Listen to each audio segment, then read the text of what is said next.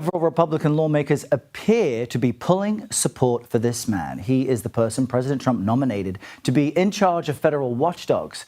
Paul Ingrassia is being tapped to run the Office of Special Counsel, but some controversial text messages may derail his nomination. CBS News correspondent Natalie Brand is at the White House following all of this for us and joins us now with more. Natalie, good morning to you once again. Help our viewers understand who Paul Ingrassia is, because they may not have heard of him before, and what issues are at play here. Good morning, Errol. And I should mention that I checked in with the White House this morning, and they are a no comment on this topic for now. But Ingrassia, his background is as a lawyer and activist. He works as a liaison between the White House and the Department of Homeland Security, but he's also the president's pick for this office, which explores whistleblower complaints of federal employees, discrimination claims. There had already been a lot of controversy brewing around this selection for weeks, with Republicans signaling that they would not support him. But now it has reached a new level in light of a Politico article published Monday, which reports that Ingrassia sent alleged racist text messages to a group chat of Republican operatives, one saying Martin Luther King Jr. holiday should be, quote, tossed into the seventh circle of hell. Another message saying he has a Nazi streak. Now, his attorney, in response to Politico's article, said in a long statement, in part, we do not concede the authenticity of any of these purported messages. But again, a number of Republicans already signaling that they will not support him. Senate Majority Leader Thune even saying that he will not pass and suggesting that the White House should pull his nomination. His confirmation hearing is scheduled for Thursday, Errol. Wow. And another big topic, Natalie, viewers have been reacting to footage of demolitions underway at the White House for President Trump's new ballroom. What should people know about what's happening? Yeah, because it's kind of surprising to see this historic structure being torn down in part. If you take a look at some of the footage that pool cameras captured yesterday, you could see construction vehicles, excavators out there. The president confirming that construction has begun in preparation for this new ballroom. But remember that earlier in the summer, when plans for the ballroom were announced, the president said that it would not interfere with the current building. So this is kind of interesting to see now. And also remember that this is a $250 million project. The White House saying that it will be paid for by private contributions from big business and tech, including Apple, Microsoft, Coinbase. So we'll have to wait and see. Also note the East Wing, that is where the office of the First Lady and her staff is located. Just remarkable to see all of that. Natalie Brand with the latest. Thank you very much. Okay, so here's a story that shows even Trump has limits on who he can appoint to key positions. Paul Ingrassia, Trump's nominee to head the Office of Special Counsel, just withdrew his nomination after Politico and other outlets published absolutely damning text messages. And when I say damning, I mean really bad. Ingrassia disparaged the Martin Luther King Jr. holiday, saying it should be cast into the seventh circle of hell. That's not a policy disagreement about federal holidays. That's expressing contempt for one of the most revered civil rights leaders in American history, and the holiday honoring him. But it gets worse. Ingrassia also referred to himself as having a Nazi streak at times. Now, whether he meant that seriously or as some kind of dark joke doesn't really matter. When you're being nominated to lead a federal watchdog agency, saying you have a Nazi streak is absolutely disqualifying. These weren't private thoughts or old diary entries. These were text conversations that someone saved and provided to media outlets. And once they went public, the backlash was immediate and bipartisan. That's significant. We're not talking about just Democrats opposing a Republican nominee. We're talking about GOP senators, including party loyalists, condemning these messages. The exposure led to immediate condemnation by several Republican senators who would have been needed for confirmation. Senate Majority Leader John Thune and other prominent GOP senators publicly called for Ingrassia's withdrawal, saying he lacked the votes for confirmation. When your own party's leadership is telling you to withdraw, the nomination is dead. Democrats, of course, were even more forceful. They highlighted Ingracia's reported ties to controversial figures and called his messages racist and disqualifying. Senior Democrats demanded his withdrawal before Republicans even made their positions clear. Facing insufficient Senate support from both parties, Ingracia released a statement confirming his withdrawal. The White House's response was notably terse, just he is no longer the nominee. No defense of Ingracia, no attack on critics, just acknowledgement that the nomination was over. And there's one more layer to this. The controversy also surfaced prior allegations of sexual misconduct against Ingracia, though the complaint was later retracted. So even beyond the offensive text, there was baggage that made this nomination problematic. All right, so let's talk about why this particular nomination was so important, and why the offensive texts were especially disqualifying given the role Ingracia was being nominated for. The Office of Special Counsel is charged with protecting federal whistleblowers and upholding nonpartisan workplace rules. It's a watchdog agency that's supposed to ensure federal employees can report wrongdoing without retaliation, and that workplace discrimination and harassment are addressed. Think about the irony here. Trump nominated someone who disparaged MLK Day and said he has a Nazi streak to lead an agency responsible for preventing workplace discrimination and protecting whistleblowers. How is someone like that supposed to credibly investigate claims of racist workplace behavior or protect employees who report misconduct?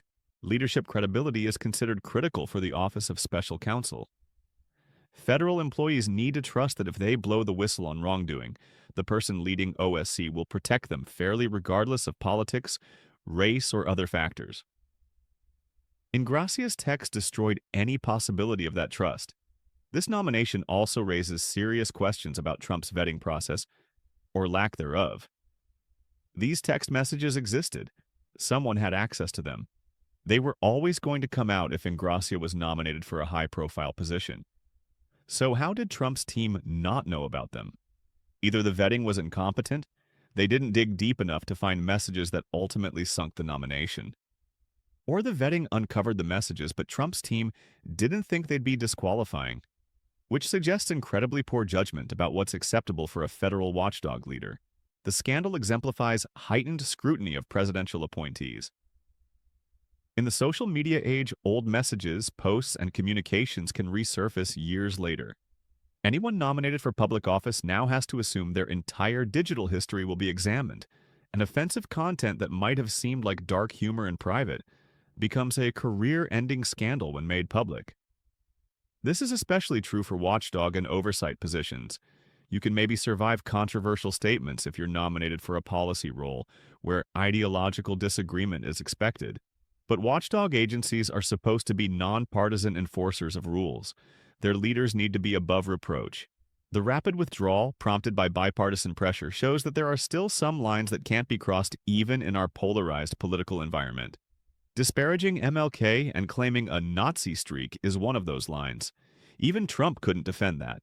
Okay, so let's talk about what this controversy reveals about accountability, standards for public service, and the challenges Trump faces filling key positions with controversial nominees. The impact of past communications and personal conduct on public service eligibility is enormous now. We've entered an era where anything you've ever written, posted, texted, or emailed can become public, and offensive content that seemed private becomes disqualifying when revealed. Some people will say this is cancel culture run amok, that old messages taken out of context shouldn't end careers. But there's a difference between a bad tweet from years ago and messages disparaging MLK Day and referencing Nazi streaks. The latter suggests character and judgment issues that are legitimately relevant to fitness for office. The bipartisan pushback is particularly significant. In our polarized environment, you'd expect Republicans to defend Trump's nominees and Democrats to attack them regardless of merits. But when Republican senators are publicly calling for a nominee's withdrawal, that tells you the offense crossed normal partisan lines. John Thune and other GOP senators who supported withdrawal were making a calculation. Defending Ingracia wasn't worth the political cost. The messages were too offensive, the optics too bad, the liability too high. Better to cut losses and move on to a less problematic nominee. This creates problems for Trump's staffing efforts. He's already struggled to fill positions with qualified people willing to serve. Many experienced officials won't work for him due to his management style, legal troubles, or political controversies. So his pool of potential nominees is limited, and now those nominees get intense scrutiny that surfaces any past misconduct or offensive statements. That further narrows the pool. Trump needs people who are qualified, willing to serve, have clean backgrounds, and can survive confirmation. That's increasingly difficult to find. The challenges facing the Trump administration in filling high-profile oversight positions are compounded by his preference for loyalists over technocrats. Trump often prioritizes personal loyalty and ideological alignment over experience and qualifications. That leads to nominees like Ingracia, who might be loyal but have disqualifying baggage. The questions about vetting and accountability cut both ways. On one hand, Trump's team should have caught these issues before nomination. On the other hand, should old text messages necessarily disqualify someone from public service if they've since changed their views? But for watchdog agencies specifically, the answer is probably yes. The Office of Special Counsel can't be effective if its leader lacks credibility with federal employees. And someone who disparaged MLK and referenced Nazi streaks lacks that credibility regardless of whether their views have evolved. The standards required to lead federal watchdog agencies have to be higher than for other positions. These agencies investigate wrongdoing, enforce rules, and protect whistleblowers. Their legitimacy depends on being seen as fair and nonpartisan. Leaders with controversial backgrounds undermine that legitimacy. This also highlights media's role in vetting nominees.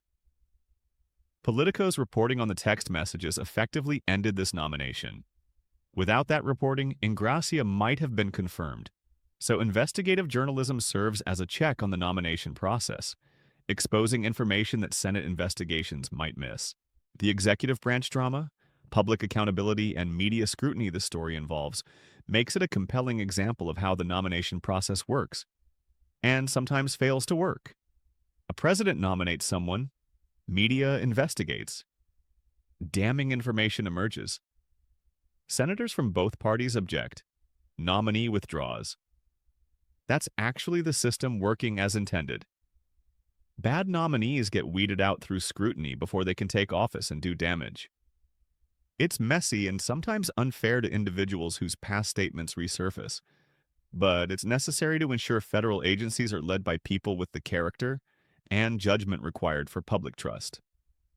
For Trump, this is another setback in his effort to staff his administration with people he trusts. He'll need to find a new nominee for the Office of Special Counsel, and hopefully this time his vetting process will be more thorough so the next nominee doesn't implode over offensive text messages. The broader lesson is that standards for public service still matter. You can't say just anything and expect to lead a federal agency, even in an era of lowered political norms. Some statements are so offensive that they remain disqualifying regardless of political tribe or presidential support. And that's actually reassuring in some ways. It shows there are still lines that can't be crossed, still standards that have to be met, still accountability mechanisms that can force withdrawals when nominees are genuinely unfit.